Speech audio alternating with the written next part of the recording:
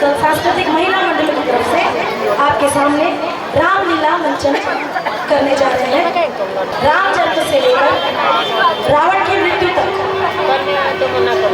राम भगवान के 14 वर्ष के वनवास और रामायण तो आप सभी जानते ही हैं, तो हमसे अगर कोई त्रुटि हो जाए तो पहले से क्षमा प्रार्थना है। धन्यवाद। थोड़ी देर में आप देखेंगे। अयोध्या के राजा दशरथ के जीवन में हर तरह का सुख था, दुख था तो सिर्फ एक, संतान न होने का दुख, और इस दुख से वे बहुत दुखी थे। महाराज दशरथ, आज सूर्य देवता उत्तरायण में प्रवेश कर रहे हैं। ये बड़ा ही पुनीत मुहूर्त है। इस शुभ मुहूर्त में अपने कुल देवता से जो प्रार्थना करोगे वो अवश्य सफल होगी। गुरुदेव, आपके आशीर्वाद से अपार वैभव, सुख, समृद्धि, कीर्ति सब कुछ है, परंतु एक ही कमी है जो हमें व्याकुल किए रहती है। जिस सूर्यवंश में महाराज इक्ष्वाकु, दिलीप, भगीरथ, रघु, हरिश्चंद्र जैसे परम प्रतापी यशस्वी राजा हुए हैं, क्या वो रघुकुल दशरथ के साथ ही समाप्त हो जाएगा? क्या हमारे बाद पितरों को पानी देने वाला कोई ना होगा? महर्षि वशिष्ठ, कुल देवता सूर्य भगवान से हमारी यही प्रार्थना है, यही पुकार है, सूर्यवंश का सूर्य दशरथ के साथ ही अस्त न हो जाए। आप तो जानते हैं गुरुदेव कि कोई माँ कहने वाला न हो तो इससे अपने आप को पूर्ण नहीं समझता। एक माँ के हृदय का आंगन जब तक सूना रहेगा गुरुदेव, तब तक संसार के सारे सुख, वैभव इन महलों के खालीपन को कभी नहीं भर सकते। आप तो त्रिकालदर्शी है गुरुदेव, हमारे मन की व्यथा तो आप जानते ही हैं।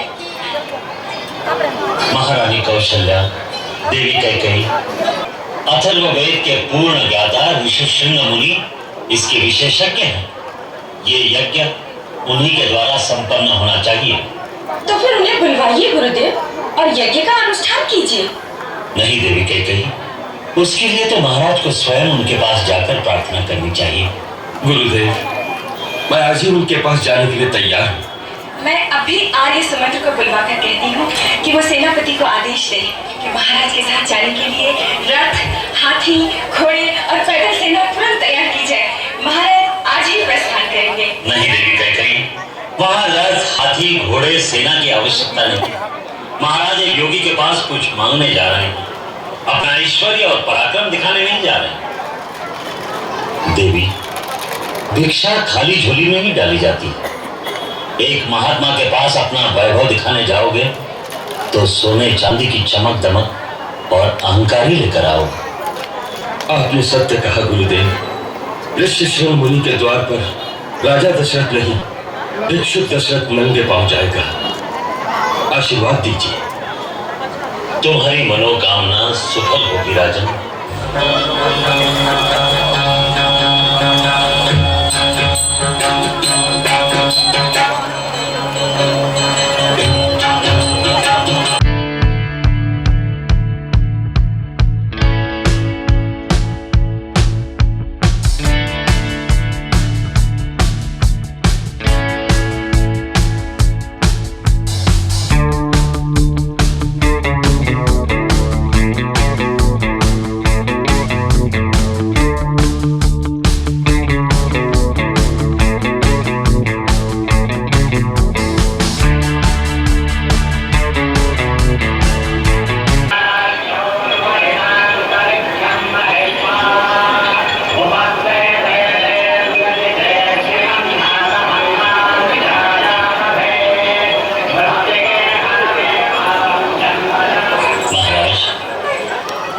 चारों कुमारों का नामकरण करते हैं।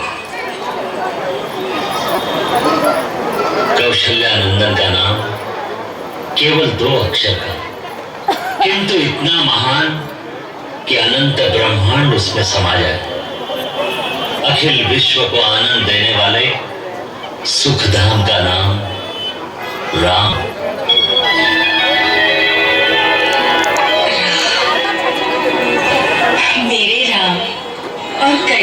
इस लल्ला का नाम क्या होगा? त्यागमूर्ति, धर्म स्वरूप, जगत का भरण पोषण करने वाला कैकेयी कुमार विश्व में भरत के नाम से विख्यात होगा।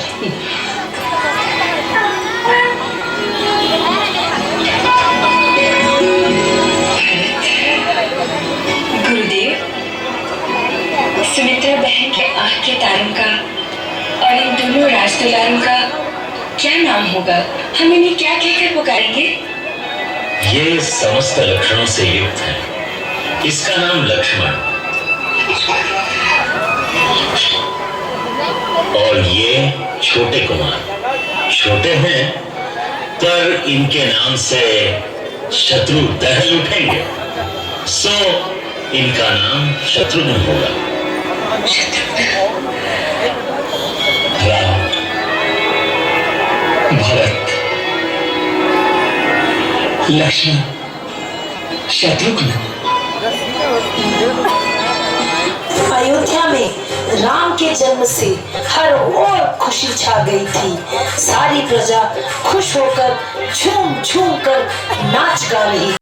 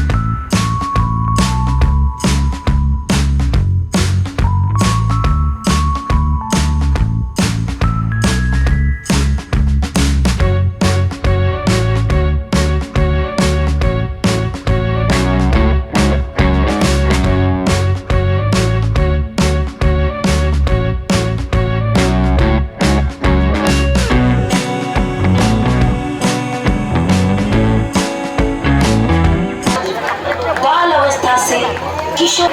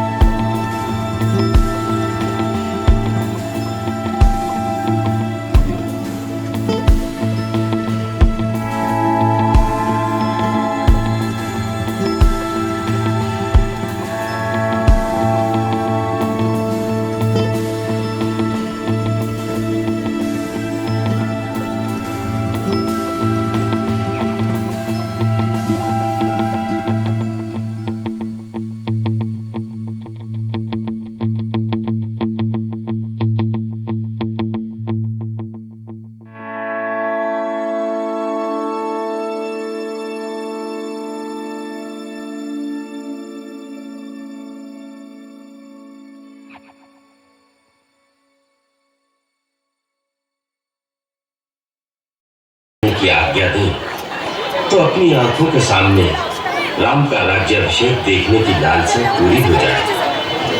फिर ये शरीर रहे न रहे, मुझे इसका पछतावा नहीं रहेगा।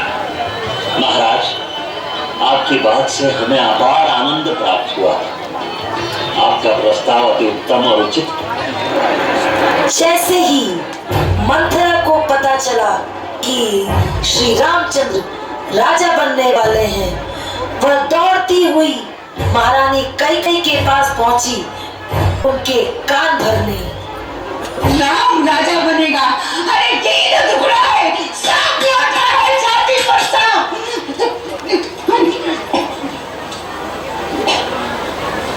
अरे करमचली, आई तो सही, कहाँ मर गई चूचू?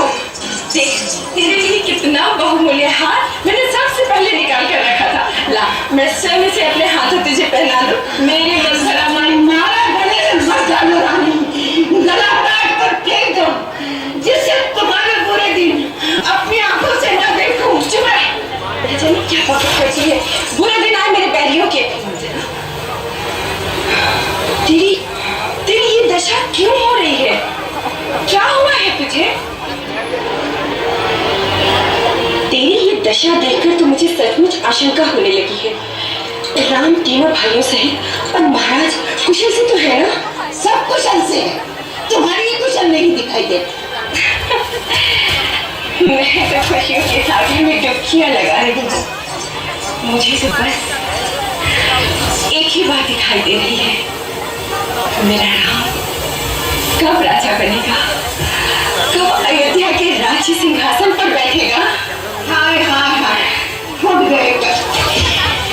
चली, तेरा रूप अच्छा नहीं है, कम से कम बातें तो अच्छी किया कर। ये गाल बजाई जा रही है। ओहो, लगता है तुझे लखन लाला ने कुछ कहा है, क्योंकि मेरा राम मुझे किसी को कोई कड़वी बात कभी कह ही नहीं सकता। क्यों कहेगा? सबसे मीठा रहकर ही तो सारी अयोध्या का राज हड़प कर जाएगा। करमचली, तेरी जीभ खिंचवा दूंगी, समझी? अरे राम बड़ा है, वही राजा बनेगा। और फिर सूर्यवंश की रीति यही है। उस रीति का परिणाम भी सोचा है कभी? राजा बनेगा राम और भरत बनेगा दास, और तुम बनोगी दास। अरे कुटिल बुद्धि! अरे राम के लिए तेरे मन में ऐसा कोई विचार आया कहाँ से? मेरा राम अपनी जन्मी कौशल्या से अधिक मुझे स्नेह करता है और अपने छोटे भाइयों को अपने प्राण से अधिक प्यार करता है। तेरी तो बुद्धि मारी गई है। बुद्धि मेरी मारी गई है या तुम्हारी? रानी, वो दिन भूल जाओ जब राम तुम्हारे स्नेह का स्वांग करता था, भरत को प्राणों से ज्यादा प्यार का ढोंग बताता था। अब तो भरत के प्राणों की चिंता करो। भरत राम के रास्ते का कांटा है, उसको हटाने के लिए ना जाने राम कैसे कैसे षड्यंत्र रचेगा। हे प्रभु, मेरे भरत की रक्षा करो, मेरे भरत की रक्षा करो प्रभु। चुप हो जा, चुप हो जा। ये कैसा विष घोल रही है बकरा? तू ये कैसा विष घोल रही है? विष? विष और अमृत की पहचान तुझे होती तो आज ये दिन न आता। तू समझती रही कि राजा तेरा गुलाम है, पर इस कपटी के मन का पकड़ नहीं देखा तुमने। पहले तो भरत को ननियाल भिजवा दी और फिर राम के राज चलने की तैयारी झटपट कर। नहीं, मंत्री, नहीं, से इस प्रकार मुझे मत मिटा। इतने बड़े कुचक, ऐसे घोर षड्यंत्र की मैं कल्पना भी नहीं कर सकती। ये सोच कि साउथ की जीती हुई बाजू कैसे पलट जाए, राम की जगह तेरा बेटा राजा बने। मंथरा, अब ये झूठे सपने क्यों दिखा रही है? कल भोर होते ही राम राजा बन जाएगा। कल में और आज में अभी एक रात बाकी है। एक रात में क्या हो सकता है? प्रलय। प्रलय? प्रलय तो क्षण में होती है, हमारे पास तो रात बाकी है। अगर तुमने ठीक पासा फेंका तो जीत हमारी है। मेरी तो बुद्धि चकरा गई है मंथरा, मेरा तो सर्वनाश हो गया है। मेरे कुछ समझ में नहीं आ रहा है मैं क्या करूं। इस समय तो तू ही सब कुछ है मंथरा। तेरे से बढ़कर संसार में मेरा कोई दूसरा हितैषी नहीं इस समय। तू जो रास्ता बताएगी मैं उसी रास्ते पे चलूंगी। रास्ता भी वही बता। और कौन बताएगा? तो सुन, महाराज के तुम्हारे पास 2 वर बाकी है। वो 2 वरदान मांगने का समय आ गया है, जिससे अपना काम बन जाएगा। अच्छा, तुम्हारी पहली मांग रहेगी राम की जगह भरत का रास्ते। वाह मंथरा वाह, तेरे मुंह में घी शक्कर। और दूसरे में राम को 14 वर्ष का वनवास। राम को वनवास? परंतु राम को वनवास क्यों? पिघल गई ना। मंथरा रोज रोज मैं तो बड़ी नासमझ हूँ। मुझे समझा कर कहना, अवश्य ही इसमें कोई अच्छी बात होगी। ये मोह ममता का समय नहीं, कूटनीति का समय। राम ने अयोध्या की प्रजा पर भी अपना जादू डाल रखा। वो राम को लेकर विद्रोह कर सकते हैं। उस प्रजा को अपने वश में करने के लिए कुछ वर्ष लगेंगे कि नहीं? बोल, लगेंगे ना? 14 वर्ष में भरत राम की जगह अवध में अपना सिक्का जमा लेगा। बस बुला महाराज को इसी समय, बदलते समय के धारा को जीत ले बच। मंथरा की बात सुनकर महारानी कैकेयी जा पहुंची राजा दशरथ से अपने 2 वर मांगने। ध्वनि हो रही है, प्रजा राम का राज्य अभिषेक मना रही है। वो तो मैं सुन ही रही हूँ। मेरे वो 2 वरदान। आज्ञा करो, बोलो क्या चाहिए? आज अपने राम के नाम पर सब कुछ न्यौछावर कर देंगे। मांगो, जो चाहो मांग लो। मुझे तो बस मेरे 2 वरदान चाहिए। पहले ये मांगू या ये मांगू? कोई भी जो चाहो।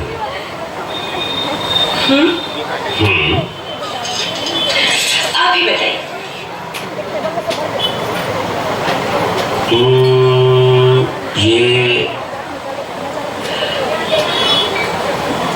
ये मांग लो। मांगू? हाँ। मेरा ये वरदान कहता है, अयोध्या का राज मेरे पुत्र भरत को मिले, राम को नहीं। भरत को? हाँ महाराज, भरत को। और दूसरा वरदान, राम को 14 वर्ष के लिए वनवास। क्या? राम को वनवास? हाँ महाराज, 14 वर्ष तक राम तपस्वी की तरह मुनि वेश में वन में रहे। उनका किसी भी नगर में जाना वर्जित हो। ऐसा तीसरा क्यों चुक गया महाराज? मेरे तो वरदान आपके पास धरोहर स्वरूप थे, सो मैंने जो मनचाहा मांग लिया। यदि आप ना देना चाहें तो मत दीजिए, तोड़ दीजिए अपना वचन। सारे संसार में आपका ही अपयश फैलेगा। फिर धर्म और सत्य का नाम अपनी जिह्वा पर कभी मत लाइएगा।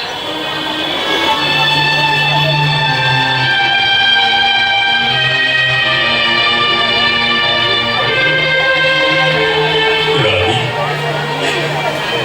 तू मेरा मुस्तक मांग ले, मैं अभी तेरे चरणों में डाल दूंगा। किंतु राम के विनय में तू मुझे मत मार, तू मुझे मत मार रानी। महाराज, राम यदि इतना ही प्यारा था तो उसकी शपथ लेकर मुझे वचन देने की क्या आवश्यकता थी? बड़े उदार बनकर, दानी बनकर किस बल ने कहा था, मांग मांग कहती, जो चाहती है दूंगा। महाराज दशरथ, रघुवंश शिरोमणि, आपकी वो रघुकुल की रीति कहाँ चली गई? प्राण जाए पर वचन न जाए।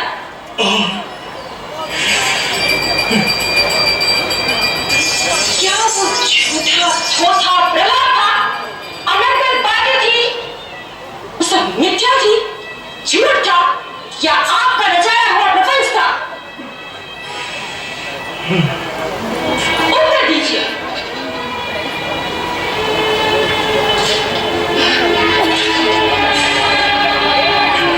भगवान,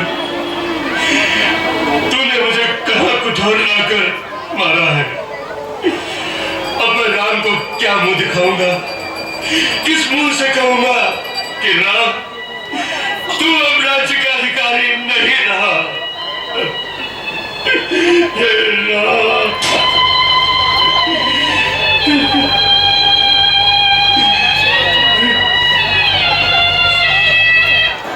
बड़ी ही दुविधा के साथ महाराजा दशरथ ने अपने 2 वचन पूरे करने के लिए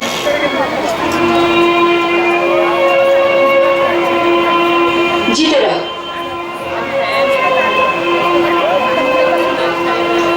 पिताश्री, आपकी आज्ञा से मैं राम आपकी सेवा में उपस्थित हूँ।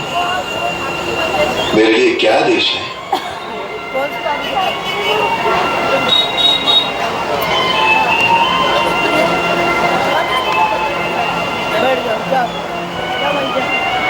आप कुछ स्वस्थ नहीं दिखते।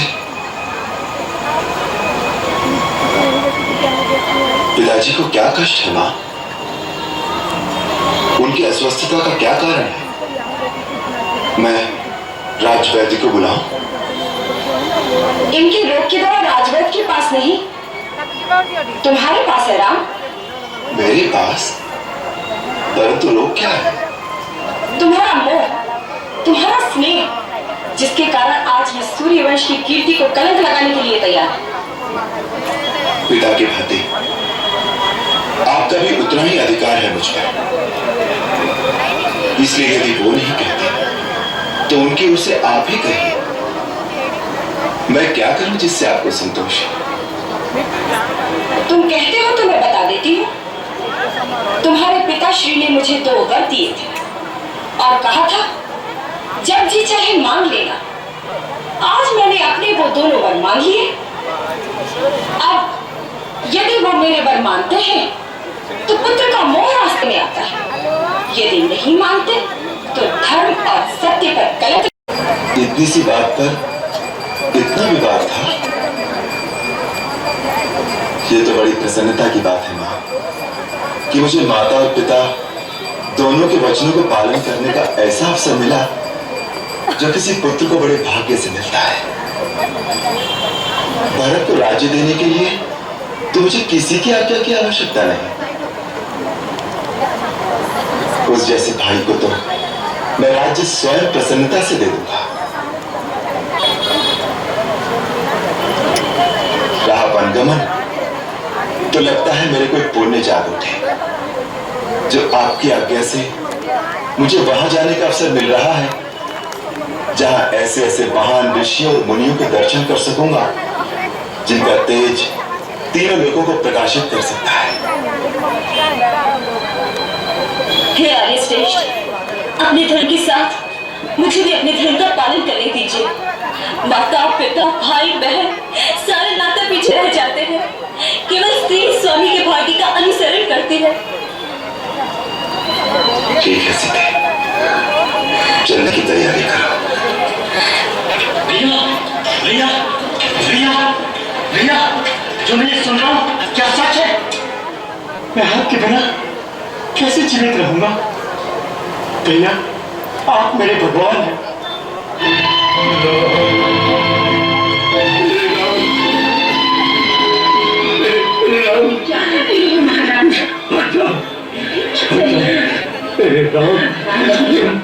मेरे सामने से जान डाली नहीं। आज इसी समय हम तुम्हारा परित्याग करते हैं। हम सबके सामने ये घोषणा करते हैं कि विवाह के समय सामने जो वचन दिए थे सब समाप्त हो गए। इसके पश्चात इस लोक और परलोक में भी तुम्हारा मेरा कोई संबंध नहीं रहेगा। आज से अपने आप को विश्वास समझते हो। क्या बात है लक्ष्मी, कौन आ गया? आपका चहेता भरत। क्या भरत आया है?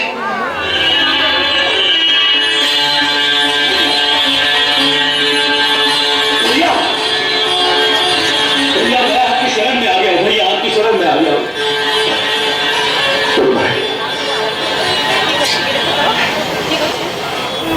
मेरे भाई, आज राम तुम्हारे प्रेम के सामने आ गया। जो राज्य तुम मुझे देने आए हो मैं उसे स्वीकार करता हूं, परंतु पिताश्री का वचन भी झूठा न हो, इसलिए मेरी तुमसे प्रार्थना है 14 वर्ष तक मेरे स्थान पर तुम उस राज्यभार को संभालो। परंतु भैया मैं तो अबोध बालक हूँ, मुझसे राज का शासन नहीं किया जाएगा। गुरुदेव, आर्य सुमंत और अन्य मंत्रीगण इसमें तुम्हारी सहायता करेंगे। गुरुदेव की आज्ञा से सारे कार्य करोगे तो कठिनाई नहीं होगी, सारे कार्य सुगमता से होते रहेंगे और 14 वर्ष बाद आकर मैं अपना राज्य तुमसे ले लूंगा। कुछ मांगू तो दोगे? तू मेरे प्राण मांग ले तो इसे क्षण दे दूंगा। बोल क्या चाहिए तुझे? मुझे अपनी चरण पादुका दे दो। चरण पादुका? भैया आपका राज्य तो आपके सेवक के पास आपकी धरोहर के रूप में होगा। जब आप नहीं होंगे तो सिंहासन पर कौन बैठेगा? मैं आपकी पादुकाओं को आपका राज चिन्ह बनाकर सिंहासन पर रखूंगा और नित्य प्रति उनका आशीर्वाद लेकर ही आपका राज कार्य करूंगा। और श्री रामचंद्र की चरण पादुकाओं को लेकर भरत जी बढ़ चले अयोध्या की ओर। अगले 14 वर्षों तक उन चरण पादुकाओं को रखकर अयोध्या का संचालन करने। वनवास के 14वें वर्ष में एक दिन श्री रामचंद्र ध्यान करने बैठे थे और तभी वहां से शूर्पनखा गुजरी।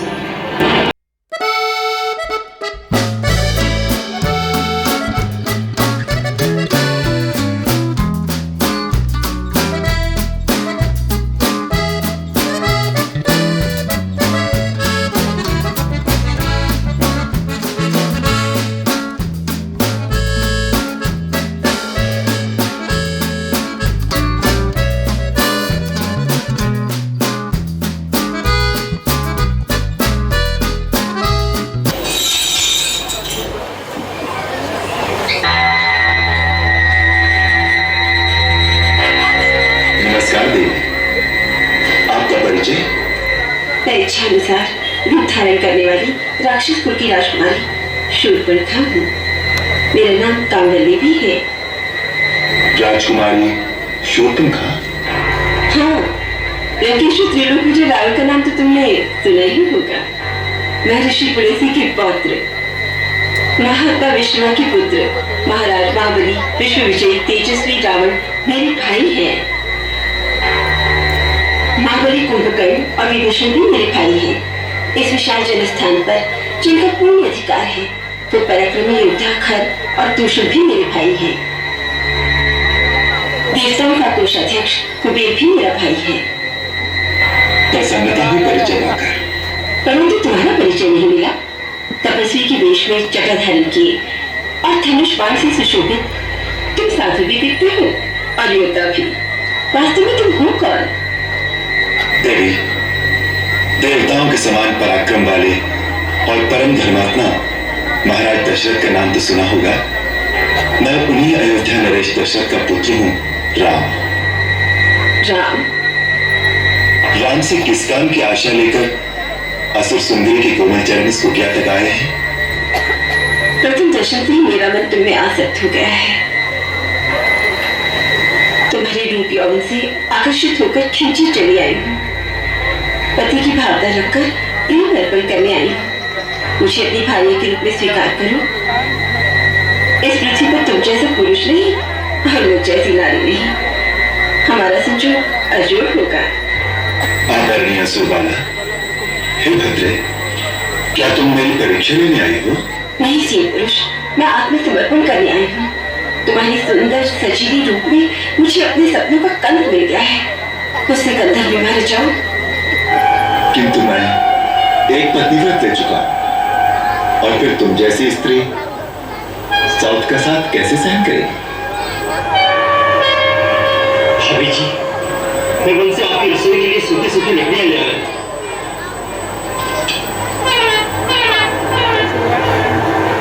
ये कौन है तुम्हारी जैसा सुंदर और सजीला? ये मेरा छोटा भाई लक्ष्मण है। अकेला है? हाँ, वन में तो अकेला ही है। तो ठीक है, मैं इसके सम्मुख विवाह का प्रस्ताव रखूंगी। तुम स्वच्छंद विचरण करने वाली नारी ठहरी, तुम्हें मनमानी करने से कौन रोक सकता है? प्रयत्न करके देखो। क्यों जी लक्ष्मण जी, अकेले हूँ, मैं हर तरह तुम्हारे योग्य हूँ, तुम मेरे योग्य हो। मेरा परिणय प्रस्ताव स्वीकार करो।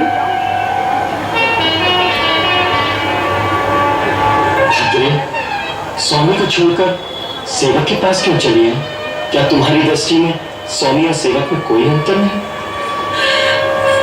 हे गजकामिनी, कहाँ तो तुम स्वामिनी बनने के सपने देख रही थी। मैं तो अपने बड़े भैया श्री रामचंद्र जी का दास हूँ। मेरी संगनी बनकर भैया भाभी की सेवकाई करते करते थक जाओगे। रानी बनते बनते दासी क्यों बनना चाहती हो? जाओ, वहीं जाकर अपनी मनोकामना की याचना करो। मैं यहाँ याचना करने नहीं आई। तुम दोनों भाई मेरे प्रेम प्रस्ताव को ठुकरा रही हो केवल एक शूद्र स्त्री के कारण। इसका तो मैं नामो निशान मिटा दूंगी। तुम्हारे सामने इसे अभी खा जाऊंगी। लक्ष्मण, लकड़ी को चबाकर खा जाऊंगी। तुम मेरे साथ विवाह करोगे?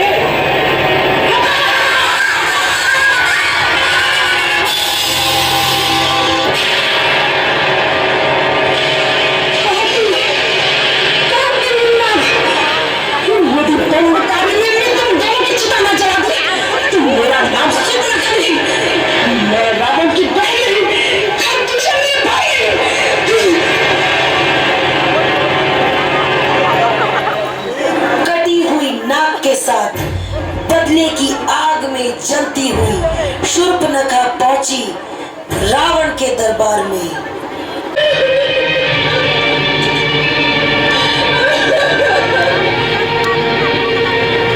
मुझको अत्याचार किया गया है महाराज। लंकेश्वर महाराजा रावण की दुहाई है। क्या हुआ शूर्पणखा? ये कैसी गति बना रखी है? तुम्हारी नाक पर ये घाव कैसे? ये घाव नहीं है, तलवार से प्रहार किया गया है। क्या? तलवार से प्रहार? हाँ भैया, ये शूर्पणखा की नाक नहीं कटी है, ये लंकेश्वर महाराजा रावण की नाक काटी गई है। किसने किया ये दुस्साहस? एक मानव ने। एक मानव ने? हाँ भैया, वो है तो मानव ही, लेकिन कोई अलौकिक मानव दिखता है। उसका छोटा भाई भी साथ है। दोनों के रूप में ऐसी मोहनी है कि एक बार देख लो तो दृष्टि हटाने को जी नहीं चाहता। उनके साथ एक स्त्री भी है जिसके रूप को एक बार देख लो तो कामदेव भी मोहित हो जाए। कोई देवांगना, अप्सरा, गंधर्व, किन्नर अथवा नाग कन्या भी उसकी सुंदरता को जीत नहीं सकती। जब मैंने उस स्त्री को देखा तो मैंने सोचा, जिस प्रकार संसार की हर उत्तम वस्तु महाराजा रावण के पास है, उसी प्रकार इस नारी को भी लंकेश्वर के राजमहल की शोभा होना चाहिए। यह सोचकर ही मैं उस नारी को आपके लिए उठाने गई कि दोनों भाइयों ने मुझ पर आक्रमण करके मेरी ये दुर्दशा कर दी। जब मैंने कहा कि मैं लंकापति रावण की बहन हूँ, मेरी हंसी उड़ाई गई। उतना ही नहीं, मेरे नाक को काटकर आपको चुनौती भेजी है और कहा है कि जाकर अपने भाई से कह दो कि अपनी वीरता पर इतना अभिमान है तो स्वयं आकर ले जाए सुंदरी को, नहीं तो अपनी लट्टी बहन के आंचल में मुंह छुपाकर लंका से भी भाग जाए। बस करो शूर्पणखा। क्षमा करें महाराज, मेरा हृदय अपमान की ज्वाला से धड़क रहा है। उन्होंने अपनी बहन की नाक काट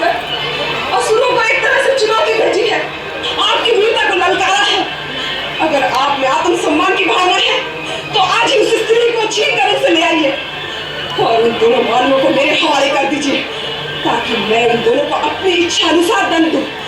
तभी मेरे इस सम्मान का बदला पूरा होगा। इस दोष के लिए वो अवश्य ही दंड के भागी है। ये केवल आवेश की बात है युवराज इंद्रजीत।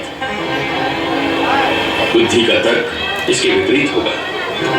विभीषण भाई, तुम हाथों में चूड़ियां पहनकर बैठ जाओ और फिर तर्क करो। ऐसे किसी की बहन की ऐसी दुर्गति हो जाए और वो नीति और अनीति की बात सोचे, ऐसी संस्कृति किसी वीर जाति की कदाचित नहीं हो सकती।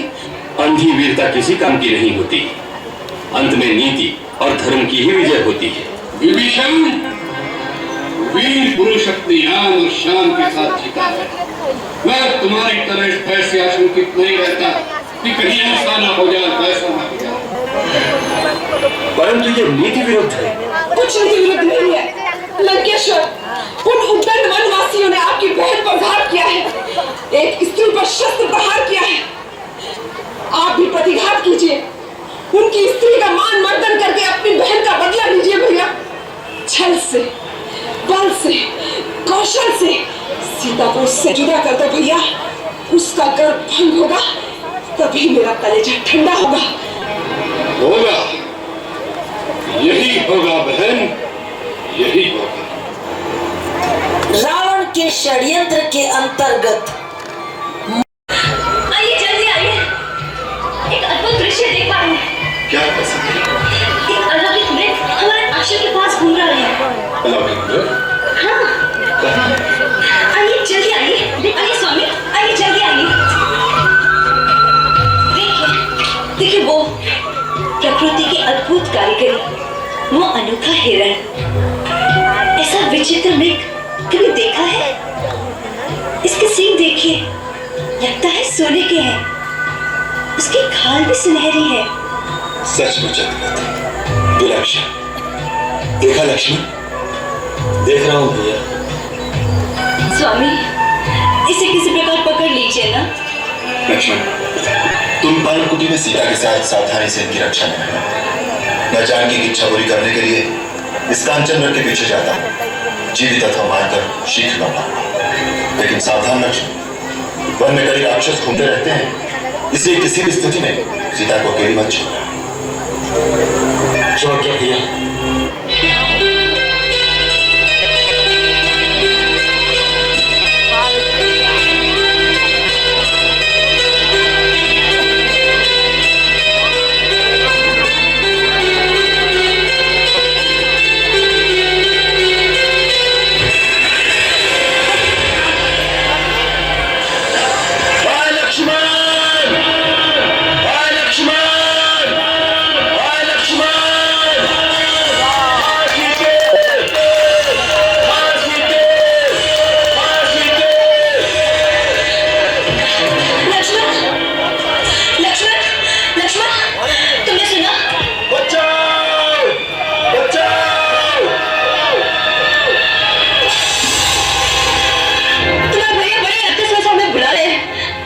अवश्य किसी संकट में फंस गए होंगे।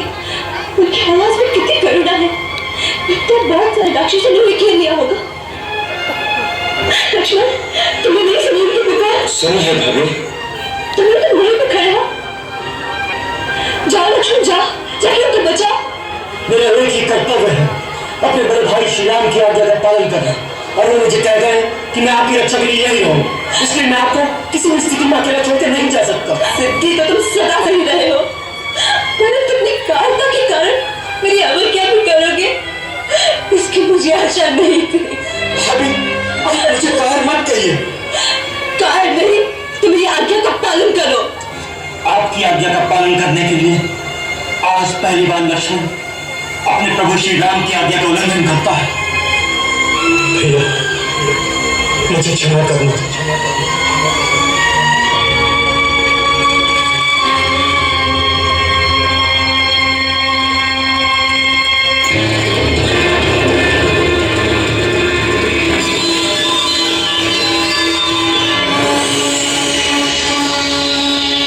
माता, गुरु की दी हुई मंत्र शक्ति से मैंने यहाँ एक अदृश्य दीवार बना दी है।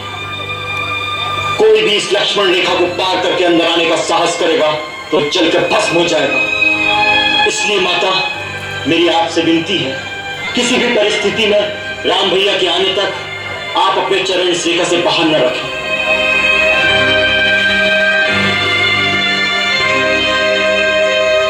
हे वन के देवताओं, समस्त प्राणियों, मैं माता सीता को आपकी सुरक्षा में छोड़े जा रहा हूं। इनकी रक्षा कर रहा हूं। सीता जी की आज्ञा के अनुसार लक्ष्मण जी निकल पड़े श्री रामचंद्र की खोज में।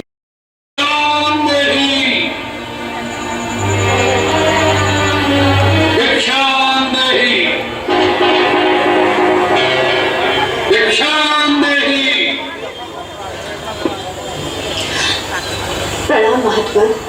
कल्याण हो देवी, हम बहुत दूर से आए हैं और भूखे हैं। तुम्हारी कुटिया देखकर इस आशा से यहाँ आए हैं कि हमें कुछ खाने को मिल जाएगा। अवश्य महात्मा, आप यहीं ठहरे, मैं आपके लिए यथासंभव भोजन लाती हूँ। देवी, हम यात्रा से क्लांत हैं, हमें विश्राम की भी आवश्यकता है। क्षमा करें, इस समय मेरे पति कुटिया में नहीं है, इसलिए मैं आपका स्वागत नहीं कर सकती। परंतु कृपा करके आप वहीं ठहरिए, मैं अपने भोजन लाती हूँ।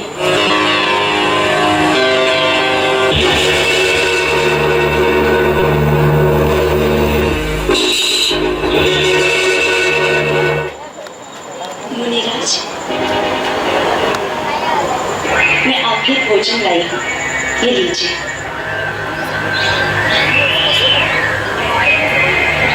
ले आओ देवी। कृपया आपको यहाँ आना होगा। अब तो हमने आसन जमा लिया है, यात्रा से थके हुए हैं, बार बार उठा नहीं जाता। जो कुछ देना है यही लिया। भगवान, मैं इस सीमा से बाहर नहीं आ सकती, आप ही को कष्ट करना होगा। देवी, तुमको यारी कन्या नहीं लगती। द्वार पर आया हुआ अतिथि भगवान का रूप होता है और तुम हमारा तिरस्कार कर रही हो। नहीं अतिथि देवता, मेरे वहां न आने का कारण आपका तिरस्कार करना नहीं। वास्तव में मेरे देवर मेरी सुरक्षा के लिए एक सीमा की रेखा खींच गए हैं और अपनी शपथ देकर कह गए हैं, मर्यादा की सीमा को त्याग कर बाहर न जाना। इसलिए मैं बाहर नहीं आ सकती। कृपा करके अपनी बात का बुरा न माने। बस, बहुत हो चुका। तुम बार बार हमारा तिरस्कार कर रही हो। पहले हमें कुटिया के अंदर आने से रोक दिया और अब दूर से खाना दे रही हो, जैसे हम कोई पशु पक्षी हो। ऐसा व्यवहार नीच जाति के लोगों से किया जाता है।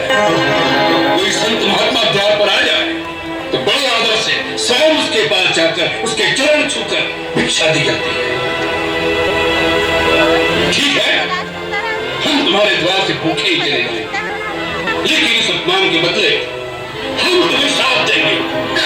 नहीं, मुझे श्राप मत दीजिए, मैं वहीं आती हूँ। आप मेरे पति को श्राप मत दीजिए, मुझे श्राप मत दीजिए, मुझ पर दया कीजिए।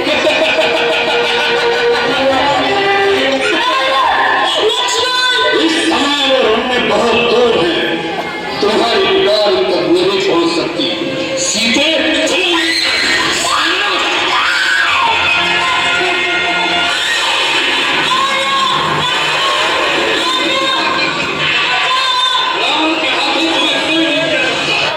इधर लक्ष्मण जी पहुंच गए श्री राम।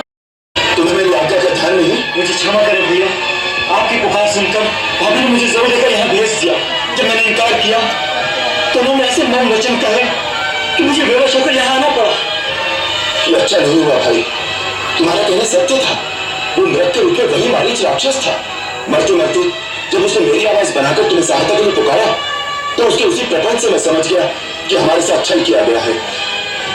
सीता अवश्य किसी विपत्ति में फंस गई होगी। चलो लक्ष्मण। सीता जी को हरण करके ले जाते समय रावण को मार्ग में देखा जटायु ने और वह दौड़े रावण को रोकने। मेरी बेटी सीता, रुको रुको रावण, रुको।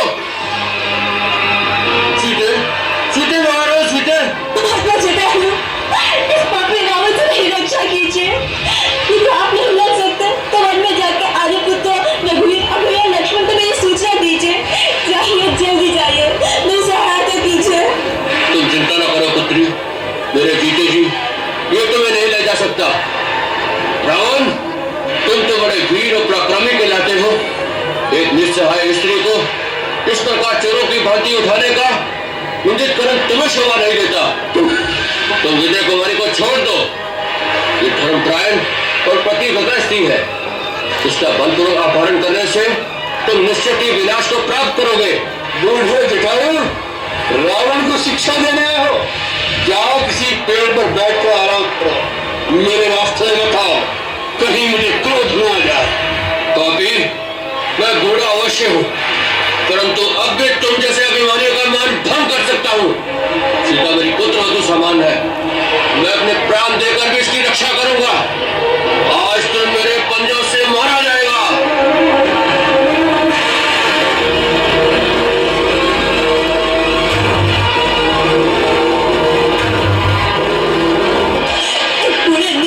पक्षी के पर काटकर तुम अपने आप को वीर समझते हो? तुम्हें लज्जा आनी चाहिए।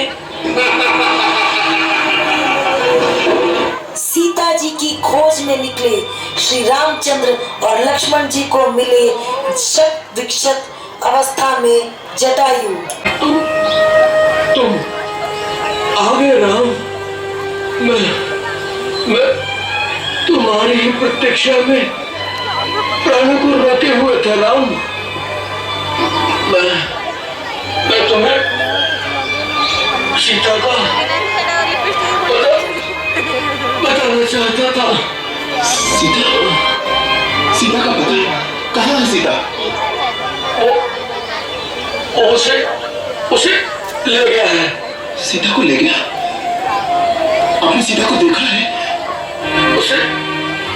उसे पापी रावण अपने विमान में बिठाकर आकाश मार्ग से ले गया है राम। आकाश मार्ग से? हाँ। रावण? हाँ। राक्षसों का राजा रावण उसे उठाकर ले गया है। उसे किस ओर ले गया है? दक्षिण दिशा की ओर। जिस ओर भी वो पापी गया है, उसे मेरे हाथों से कोई नहीं बचा सकेगा। तुम्हें विजय करेंगे पुत्र। सीता जी को खोजते हुए श्री रामचंद्र और लक्ष्मण जी पहुंचे ऋषिमुख पर्वत पर। लगता है यही है वो लोग पर्वत शिखर, परंतु पहले किस पर जाए? आगे का मार्ग बहुत दुर्गम दिखता है। वो देखो लक्ष्मण, सामने से कोई आ रहा है। देखने में कोई सज्जन विप्र जान पड़ते हैं। आओ इन्हीं से मार्ग पूछे।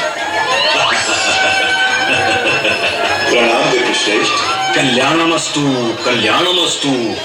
आप कुछ पथ भ्रांत पथिक जान पड़ रहे हैं। रोष त्याग कर केवल इतना बता दे, ऋषिमुख पर्वत पर किसके पास जाना है? वर्षों व्यतीत हो गए, इस पथ पर किसी का आगमन नहीं हुआ। आप क्यों लालायित है वहां जाने को? बात यह है ब्राह्मण देवता, हमें निर्देश प्राप्त हुआ है कि महाबली सुग्रीव ऋषिमुख पर्वत पर वास करते हैं। हमें उनसे मिलना चाहिए। महाराज सुग्रीव से? वो किसी से नहीं मिलते। सुग्रीव जी नहीं मिल सकते तो हमें उनके मंत्री श्री हनुमान जी से ही मिलवा दीजिए। यदि आप अपना वास्तविक परिचय दे दें तो हनुमान को हम अभी बुला देंगे, इसी क्षण। लो, इसी क्षण बुला देंगे, जैसे हनुमान उनकी पोथी में बंद है। अवश्य, आप अपना परिचय तो दीजिए, हनुमान मेरे चुटकी बजाते ही आ जाएंगे। अच्छी बात, तो सुनो, हम अयोध्या के परम प्रतापी महाराजा दशरथ के पुत्र हैं। हम वानर राज सुग्रीव से मित्रता करना चाहते हैं। मेरा नाम लक्ष्मण है, ये मेरे ज्येष्ठ भ्राता श्री रामचंद्र जी हैं। श्री रामचंद्र,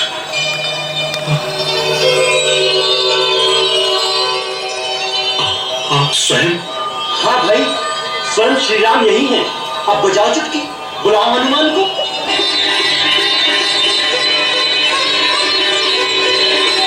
लक्ष्मण भैया, अब गुप्त क्या रह गया है? सारे भ्रम दूर हो गए, केवल मन में इतना सा खेद रह गया है। मैं तो जड़मती वानर ठहरा, प्रभु को पहचानने में देर हो गई, किंतु श्री राम तो सर्वज्ञ हैं। इन्होंने अपने अनादि भक्त हनुमान को पहचानने में इतनी देर क्यों कर दी? हनुमान? तुम हनुमान हो?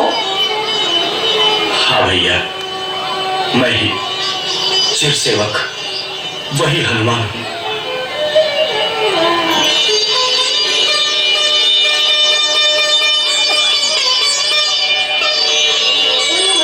चलिए ऋषि पर्वत पर चलिए भगवान, वहीं चलकर सारी बातें होंगी।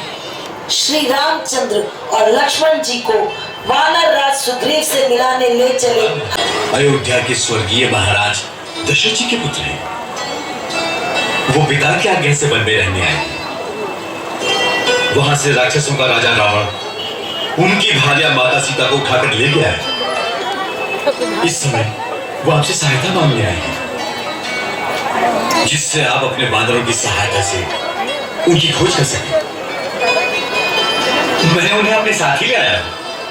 वानरराज, ये बड़ा अनमोल अवसर है। आगे बढ़कर उनका स्वागत कीजिए, उनकी ओर मित्रता का हाथ बढ़ाइए और समझ लीजिए कि आपके विपत्ति के समय का अंत हो गया। आगे बढ़िए महाराज सुग्रीव और अपने सौभाग्य का स्वागत कीजिए। हनुमंत, तुमने तो मेरे हृदय में जैसे आशा के कई दीपक एक साथ जला दिए। आओ चलें।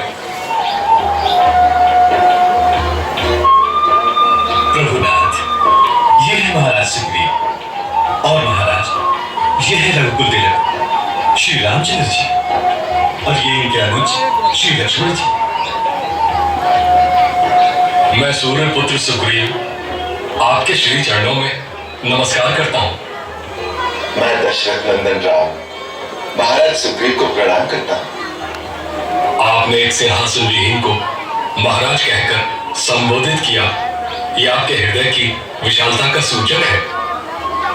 हृदय की विशालता नहीं, यह हमारे हृदय की अभिलाषा का सूचक है। हम आपको सदा महाराज स्वरूप ही देखेंगे। हम आपके सद्भावना वचनों से कृतार्थ हुए। हे राघव, ये मेरे मंत्री दीक्षराज जामवंत, नल और नील, हनुमान सहित ये सब लोग बुद्धिमान, वीर और स्वामी भक्त हैं। ये मेरे परम हितैषी मित्र और मेरे मार्गदर्शक भी हैं। तो आपकी भार्या देवी सीता पाताल में हो या आकाश में या भूमंडल के किसी कोने में, मेरे वानर उन्हें अवश्य ढूंढ लेंगे। तब तक हम में से कोई भी चैन की नींद नहीं सोएगा।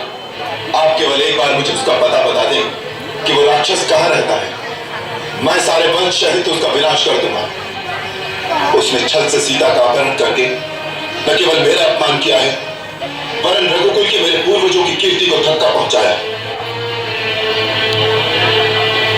आप उसका पता जानते हो तो मुझे एक बार उसका पता बता दें, बाकी का कार्य मैं स्वयं कर लूंगा। ऐसा मेरा अनुमान है कि मैंने देवी सीता को उस राक्षस के साथ देखा है।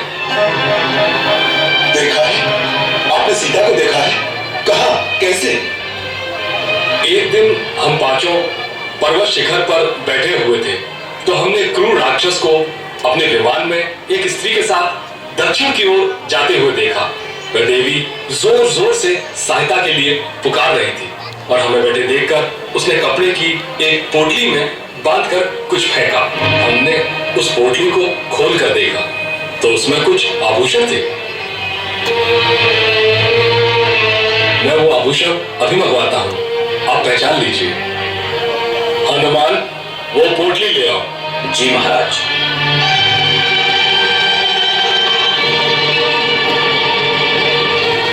ये देखिए, ये आभूषण सीता देवी के नाम।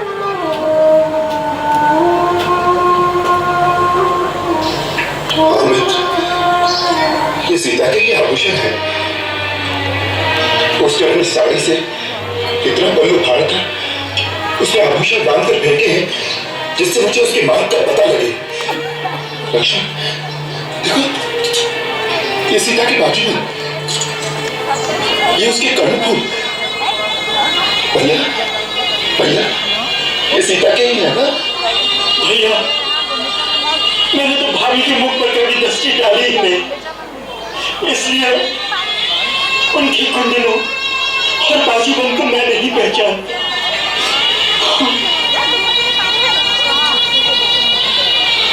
प्रतिदिन उनके चेहरों पर बंधना करने के कारण मैं उनके नुपुरों को पहचानता हूँ। ये निश्चय ही वही नुपुर है जो मेरी भाभी के चरणों की शोभा बढ़ाते थे। वानर राज सुग्रीव से मित्रता के पश्चात श्री रामचंद्र ने निश्चय किया बाली के वध का और सुग्रीव को न्याय दिलाने का। गुरु के गले में पहना जिससे हम दोनों को पहचान सके। जो आज्ञा की।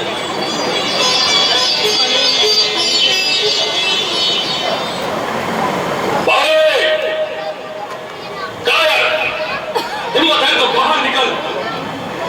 सुग्रीव तुझे युद्ध के लिए ललकार रहा है। बारह ओ वाले सुग्रीव, मेरे हाथों क्यों बढ़ता है? अब भी चला जा। कारो जैसी बात मत कर बालू। यदि माँ का दूध पिया है तो आ जा मैदान में। अच्छी बात है, तेरे भाग्य में आज मरना ही लिखा है तो चल आ जा, चल।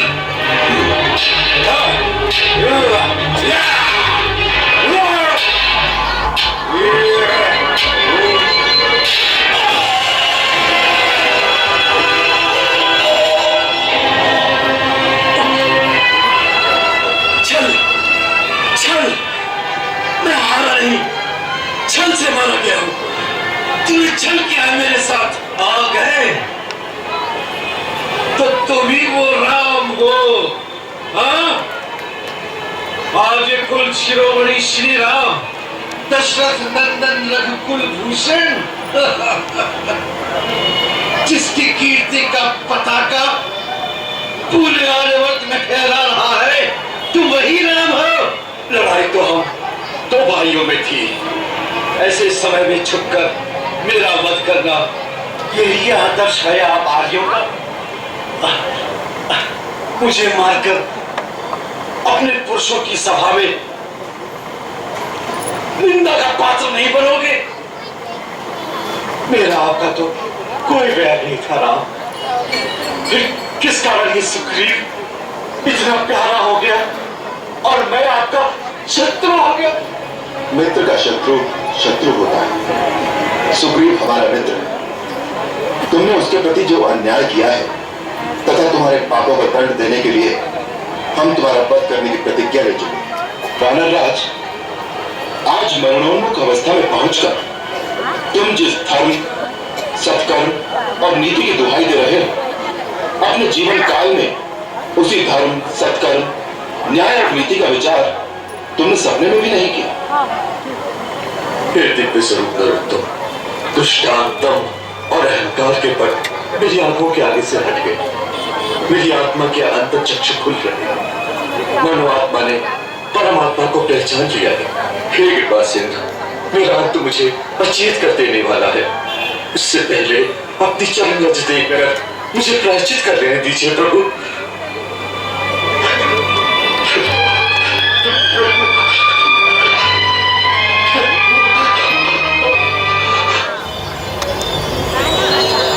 हे ज्ञान को निधान हनुमान, तुम्हारे स्पर्श मात्र से ही मेरी अंतरात्मा में इस विश्वास का आभास आलोकित हो रहा है कि तुम्हारे द्वारा ही मेरे सकल का सिद्ध होंगे।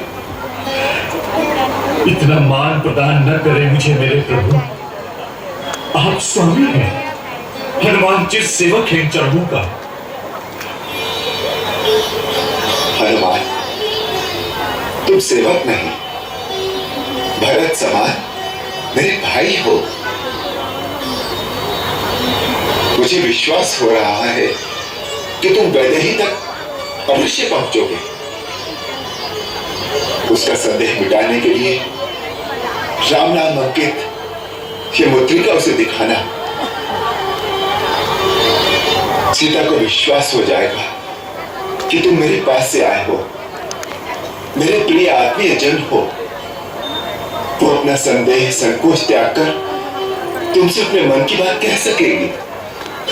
हनुमान, उससे कहना उसका पता पाने के बाद उसे लाने के लिए अब हम देर नहीं करेंगे।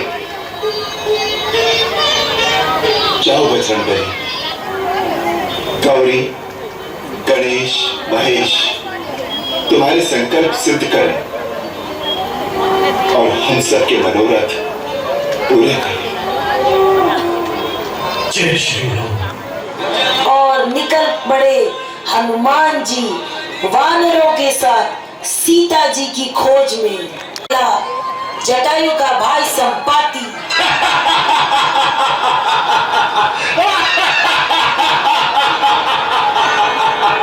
मरने को आए हो? कितने आनंद की बात है, मैं कब से भूखा बैठा हूँ।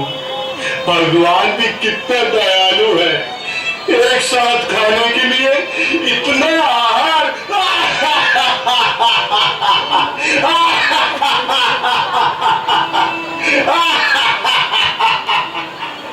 सुनो, ये तो और अच्छा हुआ, जीते जी ये काया प्रभु श्री राम के काम नहीं आ सकी।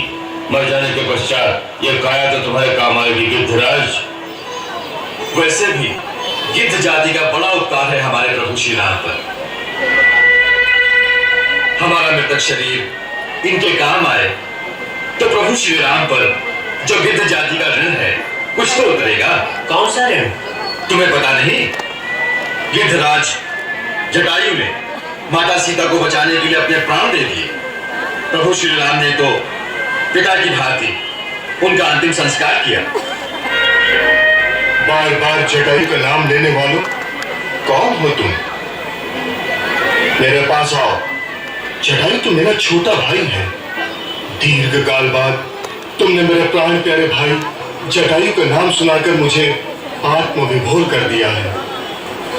यहां से बैठे बैठे एक दिन मैंने भी देखा था कि दुष्ट आत्मा रावण एक रूपवती तरणी को अपने विमान पर बलपूर्वक ले जा रहा था। मेरा अनुमान है वो अवश्य ही दशरथ नंदन श्री राम की भार्या होंगी।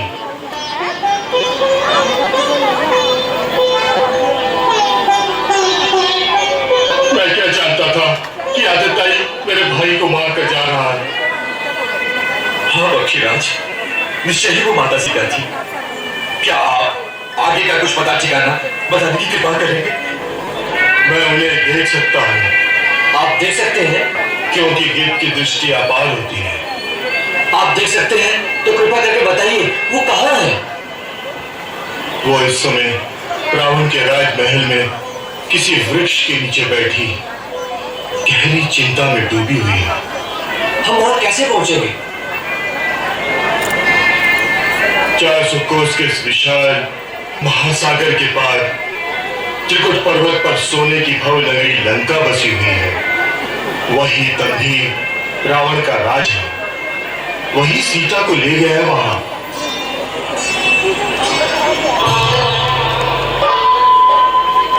अंजलि कुमार, पथ भूले पथिक के समान भौचक्के से बने तुम इस प्रकार क्यों खड़े हो?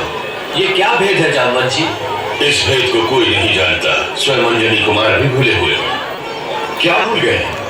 अपना अथाह अलौकिक अपार बल, दैवी शक्ति। तुम्हारे भौतिक माता पिता केसरी और अंजना अवश्य है, परंतु तुम कैलाशनाथ भगवान शंकर के 11वें रुद्र हो। वायु का तीव्र वेग तुम्हारे अंग अंग में समाया है। हे केसरी नंदन, इसी कारण संसार तुम्हें शंकर सुवन और पवन पुत्र कहकर पुकारता है। हे हनुमान, तुम श्रापवश अपनी अपार शक्ति को भूल गए हो। तुम अतुलित बलधाम हो। हे तात, अब तुम लंका में जाकर अपने नाम का टंका बजा दो। सीता की सुध ले आओ। जागो, जागो, जागो बजरंगबली।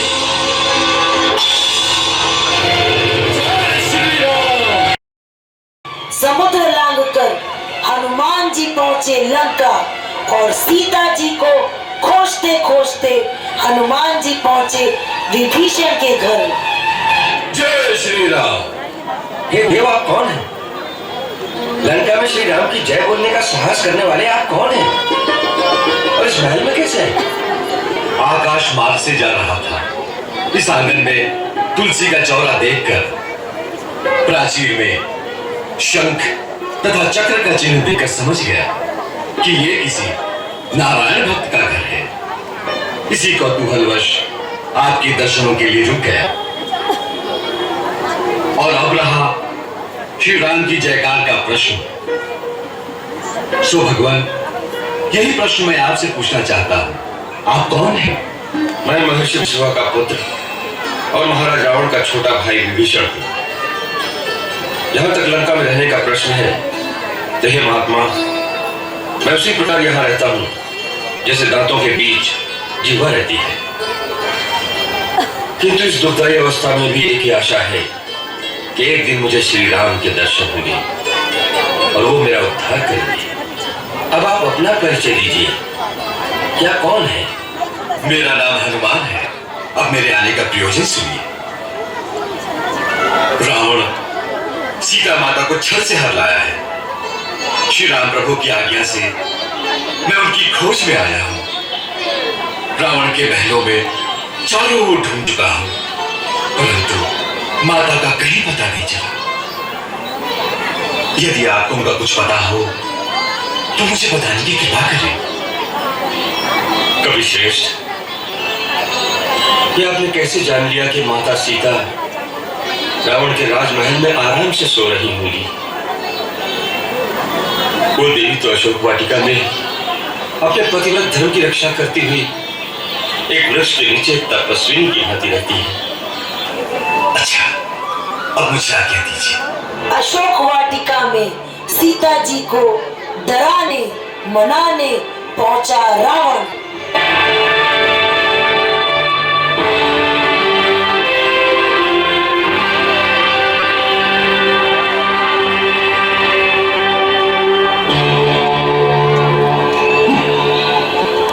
हे सर्वांग सुंदरी, हमें देखकर तुम भयभीत क्यों होती हो? हम तो तुमसे प्रेम करते हैं। संसार के सारे सुख हाथ बांधे तुम्हारी सेवा के लिए खड़े हैं। तीनों लोकों में ऐसा सुख किसी स्त्री के भाग्य में नहीं होगा। सचमुच श्री राघव की धर्म पत्नी होने का परम सुख जो मेरे भाग्य में लिखा है, वो तीनों लोकों में किसी स्त्री के भाग्य में नहीं लिखा होगा।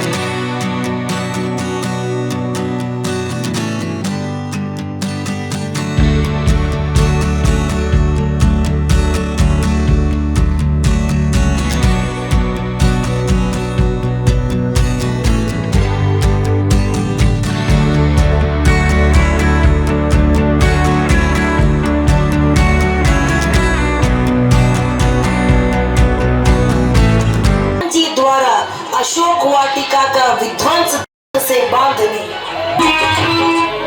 जय श्री राम, जय लंकेश। तुम्ही ने अशोक वाटिका में इतना उत्पात मचा रखा है।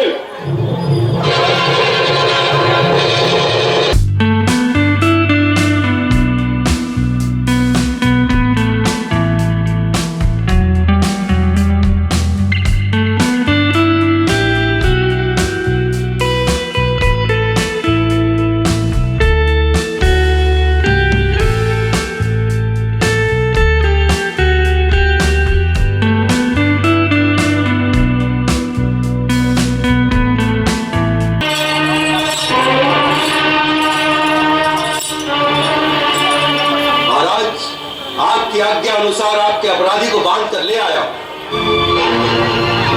बोल वानर, किसके बलबूते पर तूने हमारे सुंदर भगवान श्री राम का दूत? वानरों को अपनी पूंछ से बड़ी ममता होती है, वही उनका आभूषण है। अतः इसकी पूंछ जला दी जाए।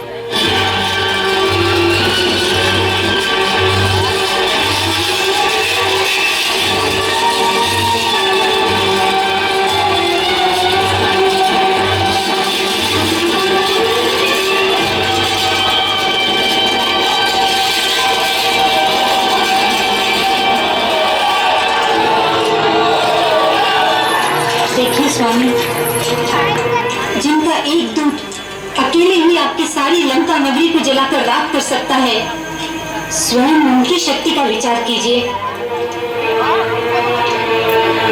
ये शकुन अच्छे नहीं है नाथ। मैं आपसे फिर कहती हूँ कि सीता सारी लंका का सर्वनाश करने आई है, उसे राम के पास वापस भेज दीजिए।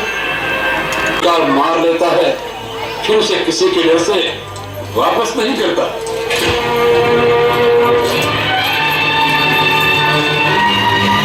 मैं आपसे हाथ जोड़कर प्रार्थना करता हूं भैया कि सीता को सम्मान के साथ उनके पति के पास पहुंचा दीजिए।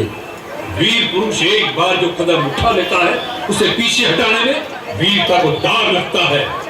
केवल आपके सधन कार्य से सारे कुल का विनाश हो जाएगा। दशानन का गर्व से उठा शीश शत्रुओं के चरणों में झुकाने का षड्यंत्र कर रहा है। हमें पता चल गया है, वह वानर पहले तेरे घर में आया, तूने सीता का भेद बताया, उसने सारी लंका में आग लगाई पर तेरा घर ही बचाया। घर का भेद बताने वाले तू बाल्यकाल से ही हमारा विरोधी रहा है। जा कुलांगा, घर के भेदी उन मनवासियों को जाकर निकल दिखा जिन पर तेरी घनी प्रीति रही है। जा। रावण के द्वारा लंका से निकाले जाने के बाद विभीषण पहुंचे श्री रामचंद्र के पास। करके लंका से निकाल दिया है।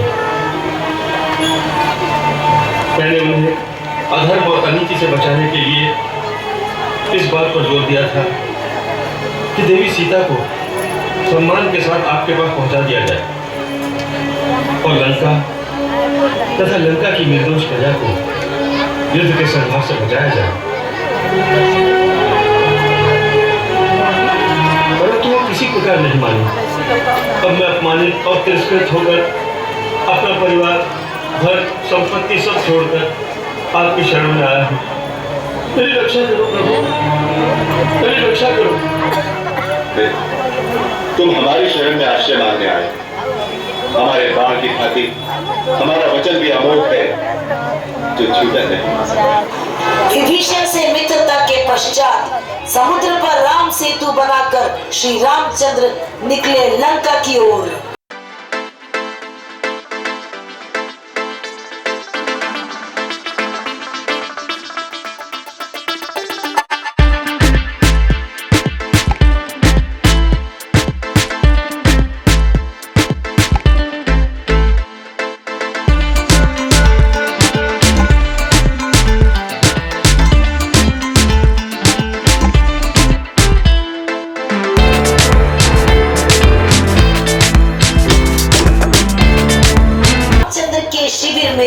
वानर राज सुग्रीव के गुप्तचर पहुंचे रावण की सूचना लेकर।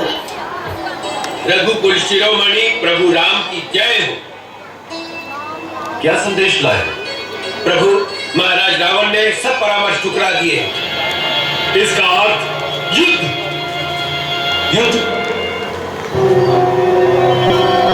भगवान, समस्त देवता इसी दिन की प्रतीक्षा में थे जब आप अधर्म का नाश करके उनके त्रास को मिटाएंगे।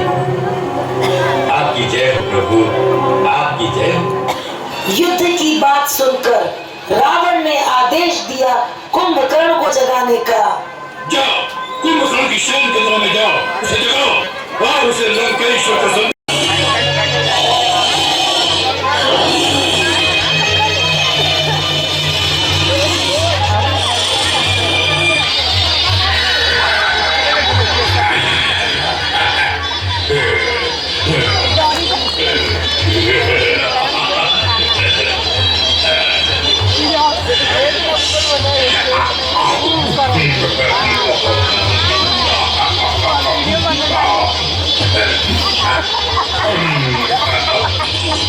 समय से पहले हमें जगाने का साहस तुमने कैसे किया?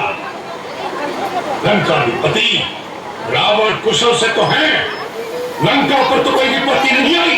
जी, अभी तक तो लंका पूरी तरह सुरक्षित है, परंतु अब उसकी सुरक्षा संकट में है। चारों ओर से सुग्रीव की वानर सेना ने घेर लिया है। वानर सेना ने घेर लिया है, परंतु वानर राज वाली के साथ तो हमारी संधि थी। वाली मारा जा चुका है, उसका छोटा भाई सुग्रीव वानर देश से सिंहासनारूढ़ है और अयोध्या के वनवासी राजा राम की सहायता के लिए उसने अपनी सेना सहित लंका पर चढ़ाई कर दी। वानरों ने लंका की राजधानी को घेर रखा है। परंतु क्यों? अयोध्या के राम को लंका से क्या चाहिए? अपनी पत्नी।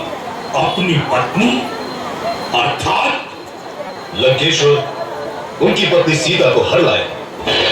सीता को हर लाए? साक्षात जगदम्बा को हर लाए?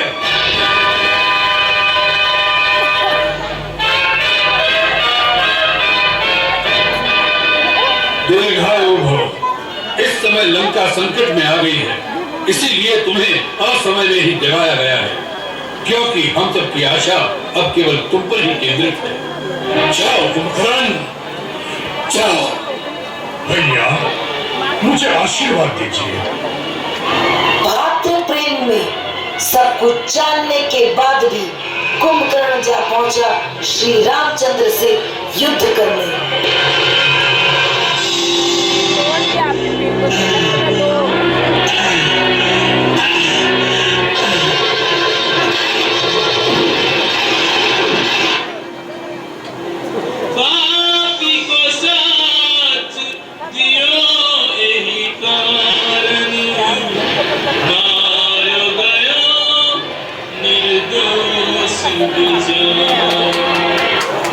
कुंभकर्ण की मृत्यु के बाद मेघनाद ने निर्णय लिया कि अब वो युद्ध भूमि में जाएगा।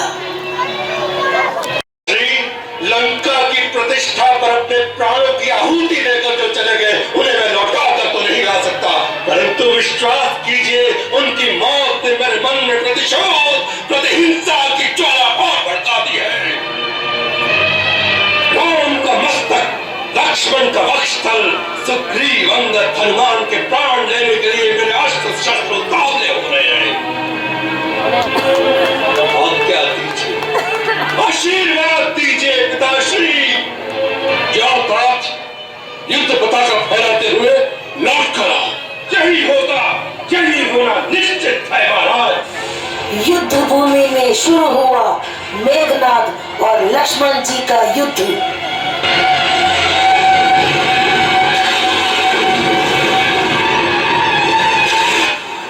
मेघनाद के कपट युद्ध से घायल होकर मूर्छित हो गए लक्ष्मण जी। हनुमान जी, हनुमान जी, ये क्या हो गया?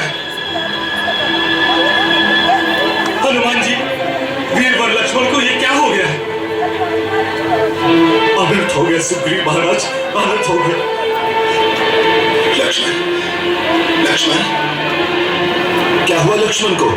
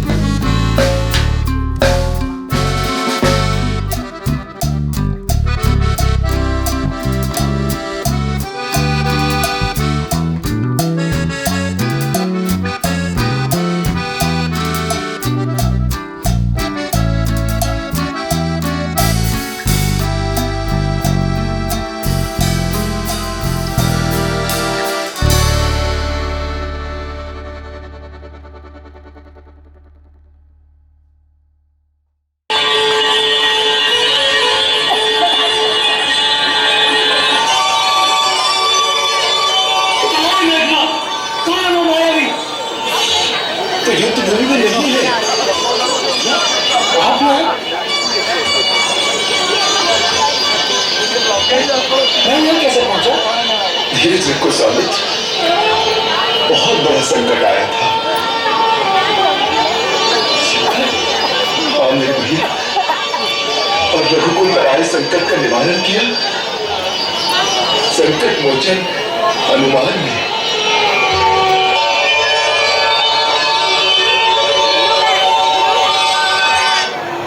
लक्ष्मण जी की चेतना वापस आते ही शुरू हुआ मेघनाथ के जीवन का अंतिम युद्ध।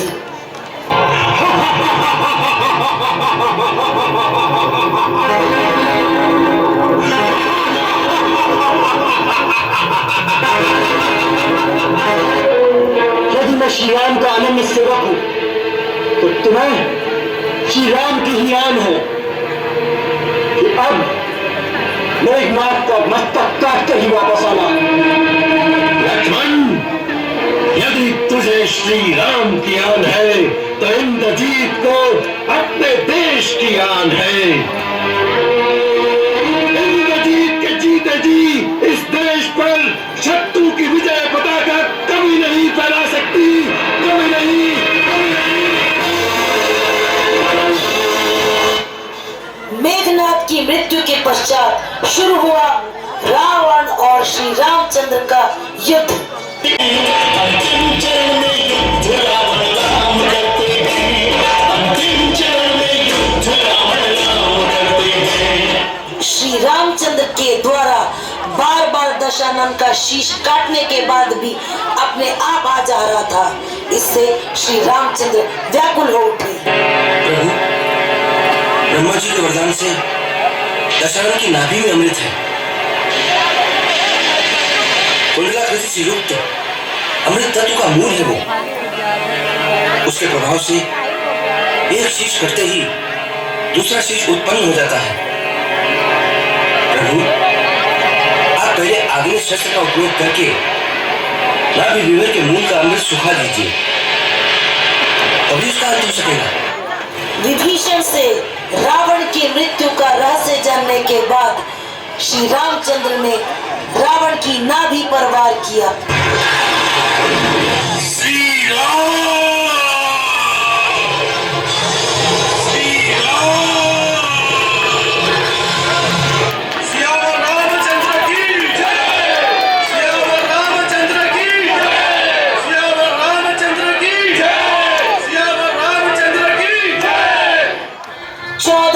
के वनवास के बाद श्री रामचंद्र लक्ष्मण जी और सीता माता सहित अयोध्या पहुंचे। अयोध्या की सारी प्रजा